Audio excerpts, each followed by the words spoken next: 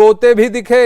इन्हें हाल ही में मंत्री पद से बर्खास्त किया गया था जब इन्होंने सदन के अंदर खड़े होकर कहा कि राजस्थान में जो महिलाओं के साथ उत्पीड़न हो रहा है हमें मणिपुर के बारे में नहीं कहना चाहिए, अतिशयोक्ति होगी, हमें अपने गिरेबान में झांकने की आवश्यकता है। उसके बाद उन्हें बर्खास्त कर दिया गया। सीधा चलते हैं भवानी के पास। भवानी, क्या आप राजेंद्र गुड़ा जी के साथ हैं?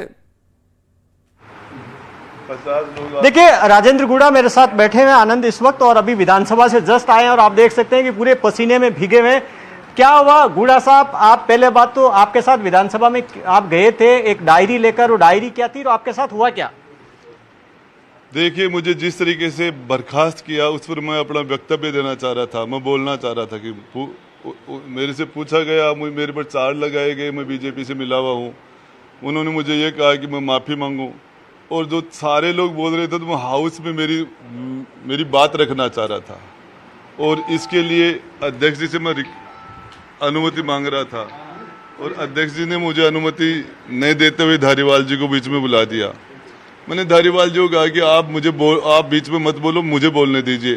तो धारीवाल जी ने मुझे धक्का दिया तो सारे लोग जो मेरे हाथ में डायरी थी उस डायरी को छीनने के लिए मेरे ऊपर पड़ गए।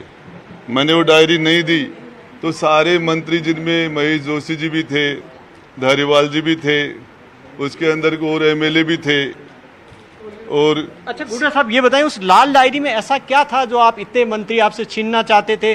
क्या थी लाल डायरी, उसमें क्या राज क्या था ऐसा? वो सारे मंत्री और सारे विधायक मेरे ऊपर पड़ गए और मुझे ठोक के लाते मार रहे थे, घूंसे मार रहे थे, और मेरे से वो डायरी छीन रहे थे। मैं नहीं दे रहा था तो वो क्यों डर रहे थे उस लाल डायरी से? उस डायरी से क्यों डर रहे थे? क्या थी वो लाल डायरी? अब वो यदि कुछ नहीं था तो सारे सरकार पागल थी क्या? उसके ऊपर क्यों पड़ रही थी? कॉपी है या छीन ली? मुझे, मैं बड़ी मुश्किल से हाउस के अंदर गया था। जब उनको पता चला कि मैं डायरी लेके जा रहा हूँ तो उन्होंने मुझे हाउस में नहीं पहुंचना देना चाह रहे थे पहले ही, लेकिन किस तरीके से मैं बचता बचाता हाउस के अंदर घुस गया।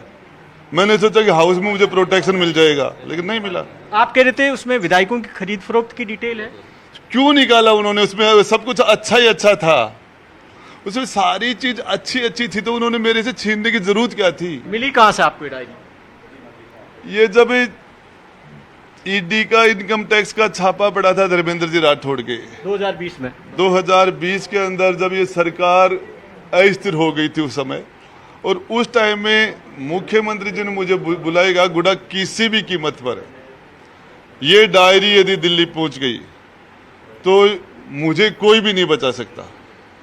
और उसके बाद हम धर्मेंद्र जी का घर सिविल लाइंस के अंदर ही वो टावर है, रूबी टावर है, और उसमें हम गए थे।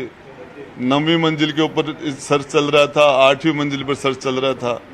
वहां से हमने गेट तोड़े, वो डायरी निकाली। उस डायरी पर तो पुलिस भी थी, सीआरपीएफ लगी होगी, आप कैसे पहुंच गए? सीआरपीएफ ने लाठी चार्ज भी किया था, धीरज गुजर के चोटें भी आई थी, और भी चोटें आई थी। और आपके साथ कौन कौन थे? और रामलाल जी, अब जो रेवेन्यू मिनिस्टर थे उस टाइम में नहीं थे, वो थे, और थे बाकी सब। क्या डायरी में क्या था? आप जो अभी बार सवाल देश यही जानना चाहता, आप कह रहे थे कि कुछ नहीं था, तो सारे मंत्री मुझे नीचे पटक के डायरी छीनने में क्यों लगे हुए थे? आप कह रहे थे कि अगर वो डायरी अगर नहीं लाते तो अशोक गहलोत आज मुख्यमंत्री नहीं रहते? नहीं रहते, जेल में होते। जेल में होते? उसमें विधायक राज्यसभा चुनाव से जुड़ा हुआ था, राज्यसभा का था, क्रिकेट का था, निर्दलीय का था, सबका था।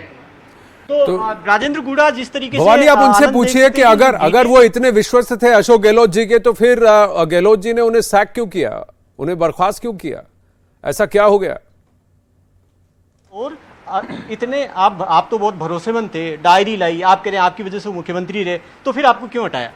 मुझे रसगुल्ले भी मुंह में दिए थे, आज घूसे भी दिए। क्यों, वजह क्या रही? उनसे पूछो। कह रहे हैं आपने पार्टी का अनुशासन तोड़ा। आप कौन सा अनुशासन तोड़ा? कौतूहल बना हुआ है राजस्थान की राजनीति में कि आखिर ये लाल डायरी है क्या, देखिए कि राजेंद्र गुड़ा जो जिस बात को लेकर बता रहे हैं कि उनके साथ में जो मारपीट का आरोप भी लगाते हैं, और जो बड़ा सवाल है सबसे लाल डायरी का, वो 3-4 चीजें लगातार वो बताते आ रहे हैं। उस लाल डायरी के अंदर क्या था, वो ये कह रहे हैं कि उस लाल डायरी के अंदर राज्यसभा चुनाव के दौरान 2020 के अंदर लेन देन से जुड़ी हुई कुछ डिटेल्स थी, और मुख्यमंत्री अशोक गहलोत ने उनको कहा था कि वो लेकर आए। ये तब की बात है जब 2020 में ईडी की रेड हुई थी। जो धर्मेंद्र राठौड़ है मुख्यमंत्री अशोक गहलोत के करीबी, उनके यहाँ उस दौरान रेड के दौरान वो डायरी मिली। जी आज अगर राजेंद्र गुड़ा जी के साथ जिस तरीके से वो आरोप लगा रहे हैं उनके साथ बर्ताव किया गया है भवानी, अब वो डायरी किसके हाथ में है? सदन के अंदर वो डायरी उनसे छीनी किसने है? और ये कौन कौन से एमएलए थे, विधायक थे, मंत्री थे जिन्होंने इन पर प्रहार किया? क्या उनके खिलाफ कोई एक्शन हुआ होगा? क्या राजेंद्र गुड़ा को चोट आई है? आपने कहा पसीने से लथपथ हैं, पर मंत्री विधानसभा में अंदर जाते होगा तो वो डायरी लेकर अंदर गए हैं। उस डायरी में ऐसा क्या था, क्योंकि उन्होंने डायरी खोल के नहीं दिखाई भवानी? कई मंत्रियों के काले कारनामों की। जी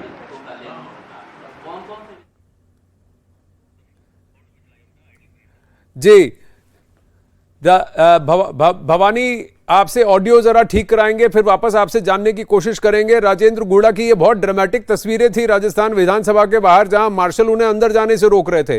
एक इलेक्टेड विधायक को मार्शल अंदर जाने से क्यों रोक रहे थे? एक पहला प्रश्न।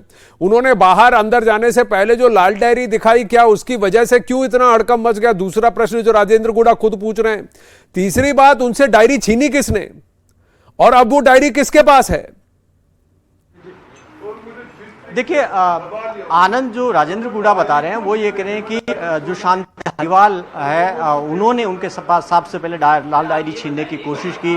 उनके साथ में रफीक खान 3-4 एमएलए के नाम ले रहे हैं कि उन्होंने मारपीट की, उनको नीचे गिरा दिया और उन्होंने उनसे डायरी छीन ली। एक तरह से आरोप लगा रहे हैं शांति धारीवाल पर, और जो मुख्यमंत्री अशोक गहलोत के कुछ करीबी विधायक है उन पर, उनको कह रहे हैं कि वो डायरी छीन ली। वो डायरी वो टेबल करना चाहते हैं। वो कह रहे हैं हम टेबल इसलिए करना चाहता था कि देश की जनता ये जान सके कि आखिर जिस लाल डायरी की मैं बात कर रहा हूँ उस लाल डायरी के अंदर क्या डिटेल्स है, इसलिए वो ऑफिशियली विधानसभा पर में टेबल करना चाहते हैं। इसलिए वो वेल के अंदर गए, स्पीकर को वो लाल डायरी देना चाहते थे, लेकिन स्पीकर को देने से पहले उनसे लाल डायरी छीन ली गई, मारपीट की गई, उनसे बाहर निकाल दिया गया। फिर हमने जब ये बाहर इनको निकाला गया उसके बाद में वापस जाने की कोशिश की तो मार्शल ने रोक दिया, इनको अंदर नहीं जाने दिया। वहां पर भी काफी धक्का मुक्की हुई, तो आज काफी धक्का मुक्की हंगामा हुआ। अब सबसे बड़ा सवाल अभी भी घूम कर यही आ रहा है कि उस लाल डायरी के अंदर ऐसा क्या था। आखिर जो सवाल उठा रहे हैं उसमें सरकार की ओर से भी जवाब नहीं आया। सरकार की ओर से उस जवाब की अपेक्षा है कि जो सीधे मुख्यमंत्री पर आरोप लगा रहे हैं। देखिए एक आरोप ये लगा रहे हैं, देखिए 3 बड़ी बात है कि बोलिए आनंद, बड़ी बात यह है कि जो आरोप क्या लगा रहे हैं ये अपने आप में बड़ी है राजस्थान के पॉलिटिक्स के लिहाज से देश में, क्योंकि 2020 में आपको जानकारी होगा कि जिस वक्त जब मुख्यमंत्री अशोक गहलोत की सरकार अस्थिर हो गई थी, उसी टाइम राज्यसभा चुनाव हुए थे। राजेंद्र गुड़ा 3 बातें कह रहे हैं। वो कह रहे हैं राज्यसभा चुनाव में विधायकों की खरीद फरोख्त की डिटेल्स है। वो कह रहे हैं बीजेपी के कुछ विधायकों को खरीद फरोख्त की कोशिश की गई, वो डिटेल्स इस लाल डायरी के अंदर, लाइव के अंदर उन्होंने कब चीजें बोली, लेकिन लगातार हमसे बात करते आ रहे हैं। वो कह रहे हैं वो डिटेल्स थी। एक दूसरा, वो कह रहे हैं कि इसमें कई मंत्रियों से जुड़ी हुई जो मुख्यमंत्री अशोक गहलोत से नजदीकी है, कहां कितना ट्रांजेक्शन हुआ। वो कह रहे हैं कई ऐसे काले कारनामे, काले धंधों की डिटेल है, और वो डायरी लिखी है जो इसको बता रहे हैं वो धर्मेंद्र राठौड़, मुख्यमंत्री अशोक गहलोत के बेहद करीबी माने जाते हैं, आरटीडीसी के चेयरमैन है। धर्मेंद्र राठौड़ ने कह रहे हैं वो डायरी लिखी और वो लेन देन रखते थे मुख्यमंत्री अशोक गहलोत का। वो कह रहे हैं कि मुझे जब ईडी की रेड हुई 2020 में धर्मेंद्र राठौड़ के घर पे, तब मुख्यमंत्री अशोक गहलोत ने मुझे कहा था कि मेरी इस वक्त पॉलिटिकल कैरियर खतरे के अंदर, उस डायरी के अंदर कैद है और डायरी तुम किसी तरीके से लियो। गुड़ा कह रहे हैं कि फिर मैं गया और मेरे साथ में 2 मंत्रियों को उन्होंने नाम ले रहे हैं, एक रामलाल जाट का जो राजस्व मंत्री है, दूसरे धीरज गुर्जर कांग्रेस के नेता हैं, उनका नाम ले रहे हैं कि हम गए थे और उसके बाद में हम किस तरीके से छत से कूदकर धर्मेंद्र राठौड़ के घर से लेकर आए। उस दौरान सीआरपीएफ ने लाठीचार्ज भी किया। इसमें 3 सवाल अभी भी जिनका सवाल अभी मिलना बाकी है कि क्या उस वक्त अगर डायरी लेने के लिए इतने गए तो क्यों ईडी ने अभी तक इनके खिलाफ केस दर्ज क्यों नहीं हुआ, कार्रवाई क्यों नहीं हुई। दूसरा, मुख्यमंत्री अशोक गहलोत अभी तक इनको हटाने को लेकर अभी तक चुप है। 2 दिन पहले जो प्रेस कॉन्फ्रेंस हुई तो मुख्यमंत्री अशोक गहलोत से पूछा गया कि राजेंद्र गुड़ा को हटाया गया, उस पर क्या बोलेंगे, तो उन्होंने कहा पार्टी का इंटरनल मैटर है। तो गूढ़ा पे जो भी अटैक कर रहे हैं कांग्रेस के दूसरे नेता कर रहे हैं, अशोक गहलोत नहीं कर रहे हैं। क्यों नहीं कर रहे हैं? ये बहुत बड़ा प्रश्न है। डायरी एंट्री नोटिंग जो है वो कोर्ट में एडमिसिबल नहीं है, लेकिन ऐसा क्या है इस डायरी के अंदर कि अगर हम राजेंद्र गूढ़ा की बात पर विश्वास करें कि अशोक गहलोत कहते हैं कि मेरा करियर खत्म हो जाएगा, पॉलिटिकल करियर खत्म हो जाएगा, और उन सभी नेताओं का क्या, उनसे भी संपर्क करने की कोशिश करेंगे जिनके नाम राजेंद्र गूढ़ा ने भवानी से बात करते वक्त यहां अखाड़ा में न्यूज 18 इंडिया पर लिए हैं। उधर बीजेपी ने इस मामले पर राज्य सरकार पर आरोप लगाया है। राजेंद्र राठौड़ ने कहा है कि गूढ़ा के साथ विधानसभा में मारपीट की गई। राजस्थान की विधानसभा में ऐसा दृश्य पहले कभी नहीं हुआ। कल तक कांग्रेस सरकार के अंग थे, जो कांग्रेस विधायक दल के हिस्सा भी हैं।